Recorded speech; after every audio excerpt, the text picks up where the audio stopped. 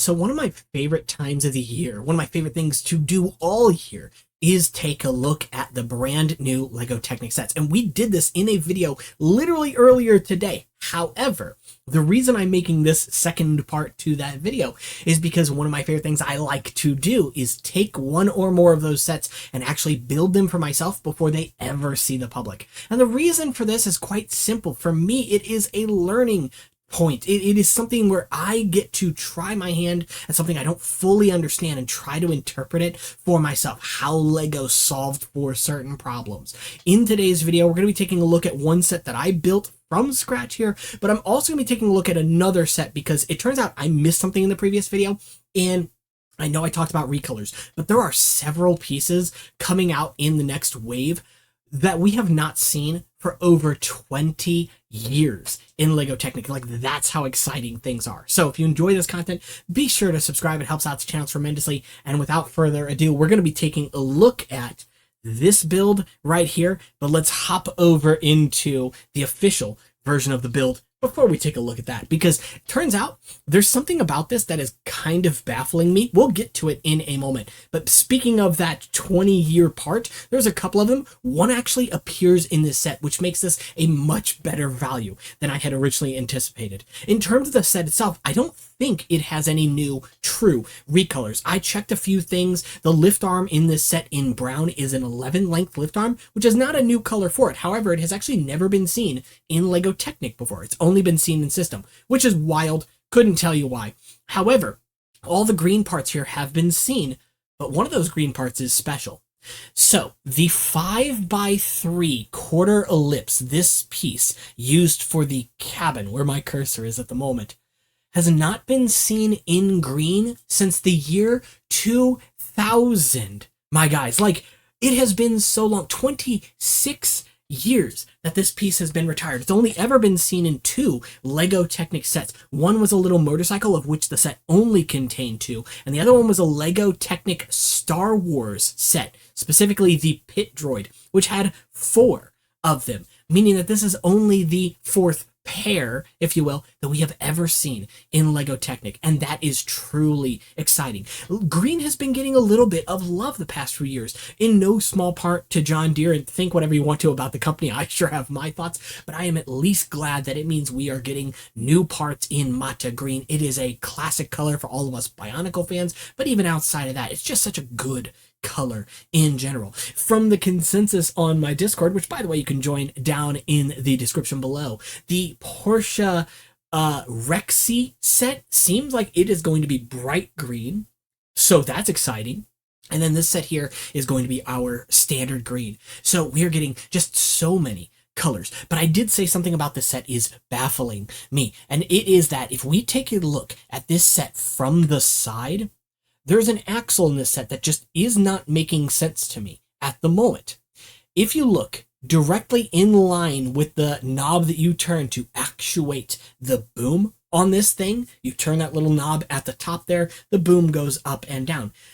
Intuitively, that is a 5-length axle with a stop on the other end, and that's important. And it would even seem so on first glance. In fact, that probably is what it is, but I have an issue, and it involves something very specific about that piece. So notably, you can see a little peak of the axle through there, and you'll see it in a couple other images as well. And it is absolutely reddish brown, which is the correct color for the 5-long axle with a stop. Why does it have to have a stop in the first place, though? Why not just use a regular 5-length axle, or heck, a 6-length axle, and go all the way down into that 7-long lift arm that makes up the front of the body of this vehicle? Well, there's something very important, very crucial you need to understand about worm gears specifically. So if I were to take this model and I was to break it down for a moment, go ahead and take the boom off here, you'll see I'm doing something a little bit different. This is a potential solution that I have for this problem, but we'll go ahead and worry about that here in a few minutes.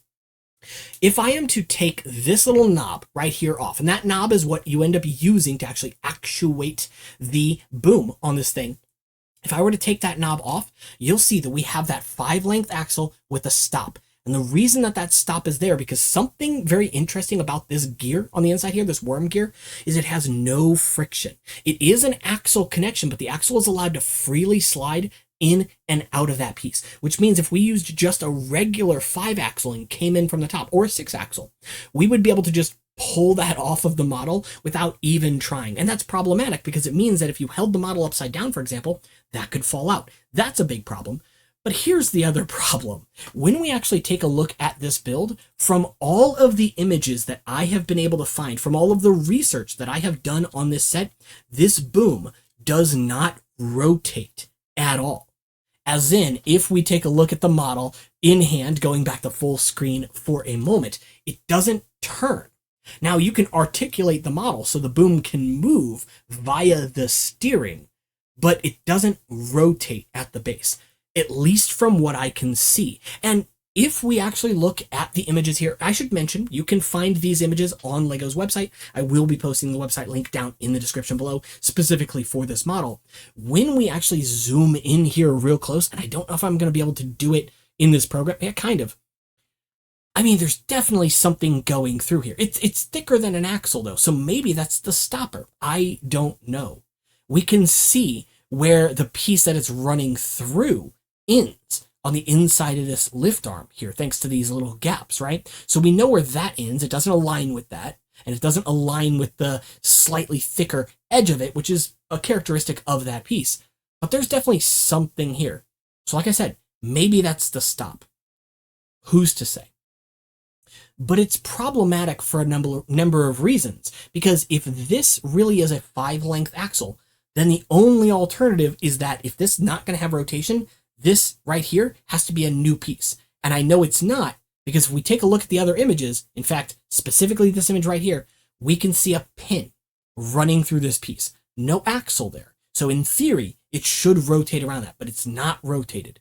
None of the images that I have been able to find show it rotated or show rotation as even a feature on this. And this set loves its features. I mean, it literally counts this feature right here twice. This lever is the knuckle. It is the thing that moves this, and it's showing you 2 different arrows. Again, perfectly fine, right? But if you're going to show all that, why wouldn't you show this rotating too? And there are other images of this. You can see that it can articulate here in the middle. Not a geared function by any means. This is a solution for something we'll talk about here in a moment. But yeah, so we have all of this here, and yet LEGO didn't show us anything new going on with that build. So what is going on? Is it just a 5-length axle and they're just not even talking about the fact that it can rotate? I don't know. The problem is this. So typically when it comes to axles that have a stop on them, they come in 2 flavors, either dark bluish gray or reddish brown. Reddish brown is reserved for odd numbered axles, like this 5-length axle, like the 3-length axle inside of this assembly here. Whereas even length axles with a stopper on them are usually going to be dark bluish gray. I didn't pull up a good example for that for this video, and there are none used in the set as far as I can tell. Now there is a workaround for this. If there are no new pieces, but you don't want this to rotate, this piece right here, it's unfortunately hard to see. I shouldn't have used black for this. It's not in the official model. If we actually take a look at the model from the back, you will see that this axle is left open in the back here. So clearly, LEGO is not using that piece, but like something's got to give, right? This would lock the rotation on this arm, and it wouldn't introduce any new pieces because that piece exists, meaning you could sink it down into the model just like this, and even without a second pin, it wouldn't rotate because it would be locked to the assembly that connects to the wheels.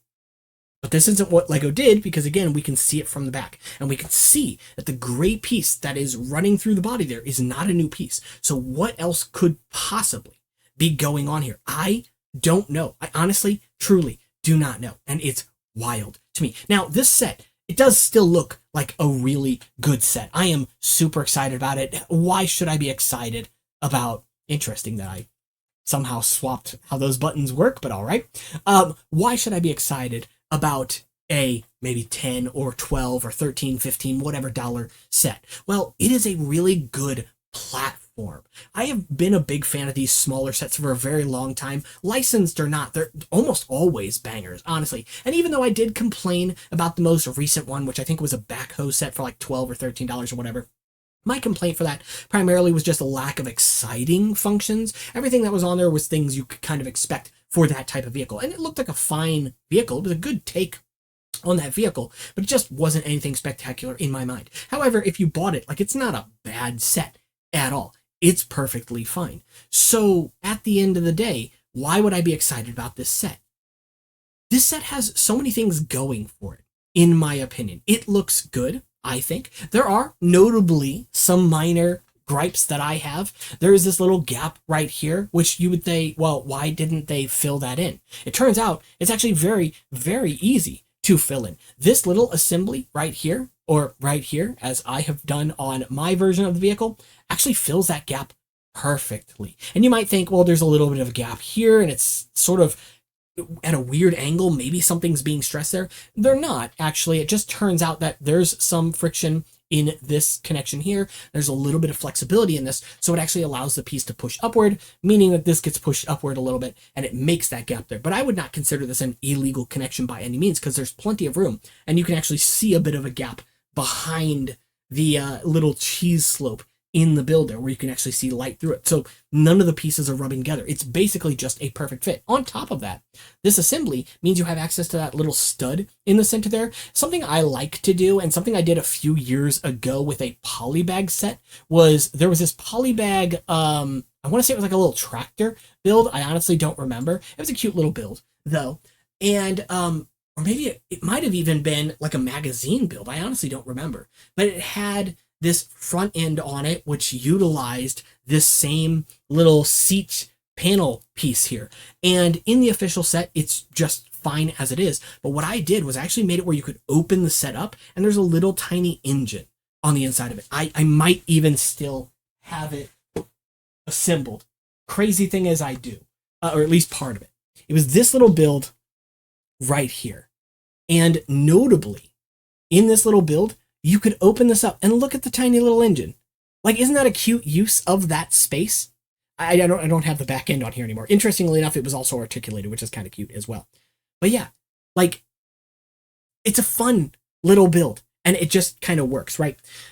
I love that kind of stuff. And so the ability to actually attach that stud, open that stud up on the inside of this model, means you could, in theory, add your own little tiny engine inside of here and just not attach this axle in the front, and then you could open this back, or you could do the opposite, not attach the axle in the back and then open this forward, whatever the case may be, right? And you could reveal that little engine in there. It's not necessary by any means, but it is always fun when you can do something like that. I always appreciate it. So I wanted to mention it here, even if it's something I don't end up doing. But I said there were multiple pieces we haven't seen in 20 years. What else was I talking about? Okay, it doesn't actually involve this set. I do think this is a good set. It's definitely one I will probably get myself, and I would definitely recommend it. Interestingly, this will be somehow the second John Deere set I will own from LEGO Technic, because I had a chance to get the first one they did a few years back early, and reviewed it on the channel as well. I'll link that one after this video. This set right here, I called it in the previous video Color Vomit, and I stand by that. That's just my term for these. It's not a knock against it. It's not my taste, personally, to have all these colors all over the place, all this ivory, but hey, somebody else might like it. However, there is something here I like. Something we have not seen for 20 years, since 2006, if I recall correctly. On the wheels of this build, those are half bushings in black. Hallelujah. They have only ever been released in one set ever. It was $100 set when it came out. It was a Lego Vikings set. I don't remember the name of it, but it was like a fortress, or citadel, I think was something in the name. And it came on a little side build in that. So even if you bought that set used today, you may miss that side build. And the set only came with 2 of them in black. It's the only set they've ever come out in. And so because of that, they were expensive. Like, they got up to like $10 a piece at one point. Who would spend $10 on that little tiny piece of plastic? And this set includes at least 4 of them. Oh my goodness. So something that's been interesting to me, at least, in the past few years, we've been seeing a lot more colors for half bushings recently. Yellow has been around for a long while now. I think since like 2006, and we've gotten a lot of yellow and a lot of light bluish gray, and that's been great, right? Obviously those two colors work, but I always like when we get more colors. That's what the last video was all about. But in recent years, we actually saw them in dark pink on a recolored Parrot set. The original version of that set had them in yellow. Why LEGO chose to recolor it and then make the piece in dark pink when they did not have to do that astounds me, and I love it. So we got them in dark pink in that set. We saw them in tan, which was not the first time we saw them. Those are also an old color as well, but we got them recolored here recently in tan once again, in blue recently, in white recently. I believe all of those are recolors, though blue might be a new color for them. I honestly do not remember. I know dark pink is, and now black. This is phenomenal news, guys. I love it. Now, I do hope, I've crossed my fingers every day, that this crosses over, that this behavior crosses over to Technic axles and pins. It's been enough time, LEGO. I will say, while it is good to have blue friction pins as an option, we today have red and black, both number 2 axles. Black where it makes sense to use black, red where the color really doesn't matter, or maybe it makes sense to use red. Why can't we do the same for friction blue axles? Now, I understand that there can be issues involving this, but this is why I think where you're going to include them, you do them strategically, you do them in specific sets, and maybe gear them towards sets geared towards adults. Because while kids, I could definitely understand the reasoning for using brightly colored parts for kids. A, it makes it easier for them to tell things apart and to sort through things. B, kids just probably don't care nearly as much if their sets include a little bit of extra colors. I mean, kids love color, so like it makes sense. And C, it just doesn't often matter at the, let's say, skill level that kids are expected to build at, if that makes sense. But when you're going to be spending oftentimes hundreds of dollars in some scenarios on a LEGO set that is 18 plus, why can't we have a set that has black friction pin axles in it? Even if the set only includes a small handful. I mean, honestly, that's a good foot in the door. Because to this day, the set that has the most black friction pin axles is the Exotoa set from 2002. And do you know when LEGO first made the friction pin axle?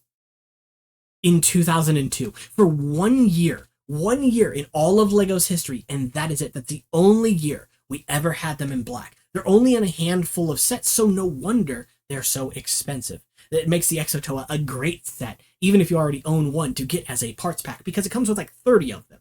That's fantastic. Just make them again. I really, really, I desire that so much. I don't even care nearly as much about frictionless pins returning to light bluish gray. Like, that'd be great, cool. But black is really, I think, where it's important. Tan, at the very least, even if it's a bright color striking against black, it goes really well with black. So I'm not going to complain most of the time when you've got a tan axle pin breaking up the color scheme of things. And just generally, they're less common in Technic anyway. So while you could do both, and I'm not going to say don't, I think that friction pin axles, they really should come in 2 colors. You do this already for the 3-length friction pin axles. They come in red and dark bluish gray, and they're the same axle. There's not friction and frictionless versions. But we don't do that yet. I'm just hoping that our blue axle time of LEGO, era of LEGO, comes to an end soon. And I don't mean literally an end. We can keep the blue ones around. Just bring black back.